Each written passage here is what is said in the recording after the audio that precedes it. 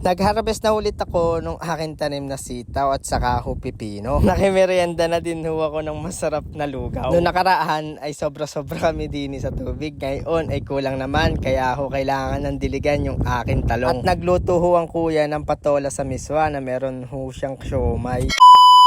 Hi mga katrops, magandang buhay! Tara, samahan niyo ho ako sa aking buhay probinsya. Ngayong araw ay mag-harvest ho ako ulit ng aking tanim na sitaw at saka magdidilig na rin ho kami ng aming talong. Pero bago ho yan, ay ako muna ay mamimitas ng sitaw. Kauulam ko pala ang nakaraan ng sitaw. Ayan, ay mag-harvest na ulit tayo. Ang pag-harvest ng sitaw mga katrops, tuwing ikalawang araw. Lalo na hot yung tanim mong sitaw ay pangbenta. O kaya mga kalahating kilo o 1 kilong butong iyong tanim ay pwede mo nga yung pitas araw-araw. Kahit nga araw-arawin mo yung pagpitas ng sitaw mo ay hindi talaga mawawala yung mga magugula. Kahit anong galing mo sa pamimitas. Yan pala sa sitaw mga katrops, dini sa amin. Dalawa lang ho yung tinor niyan. Isang good at saka ho isang reject. Itong sitaw na re yung gustong gusto kong kainin mga katrops. Ang variety pala ni re ay galante. At ang kanyang kulay ay apple green. Hindi ho siya yung berde. Kaya kung mapapansin nyo yung sitaw ko, kung titignan ninyo palaang ay talaga matatakam na kayo. Akin din ho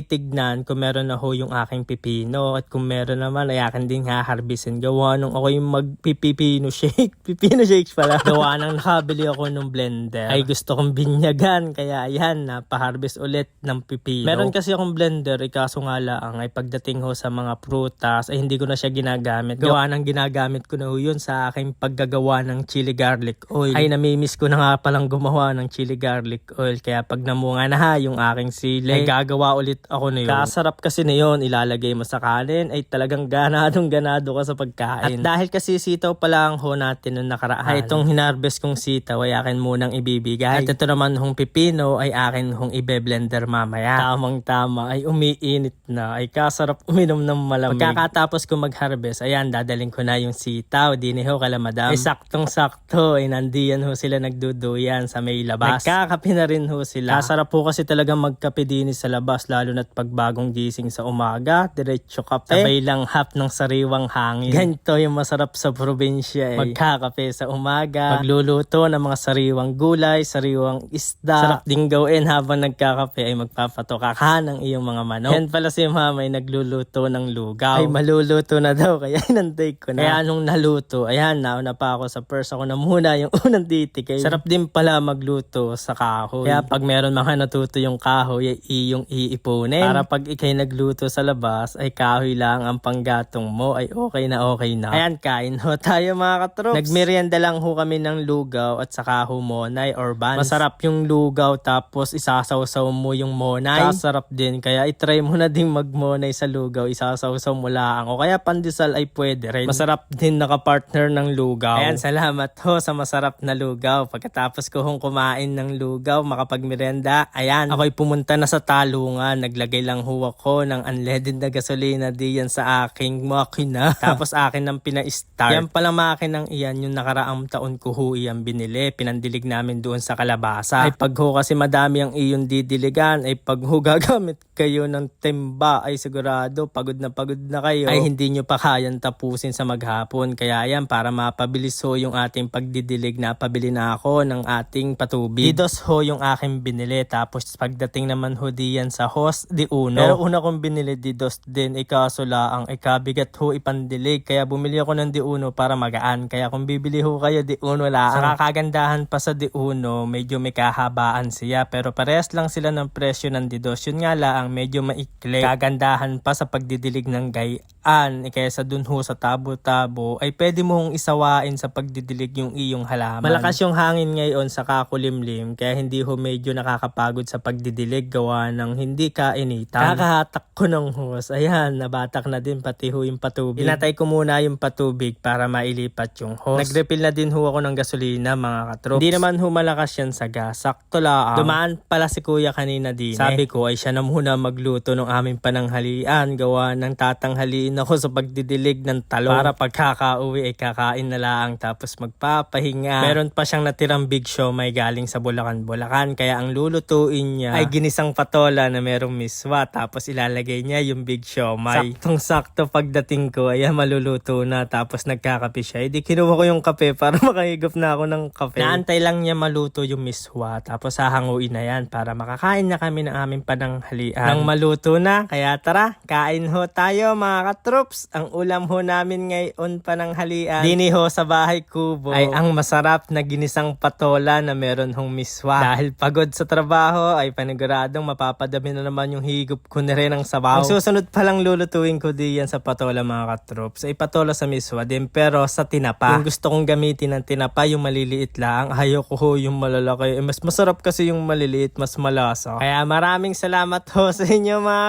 katroops. Love love!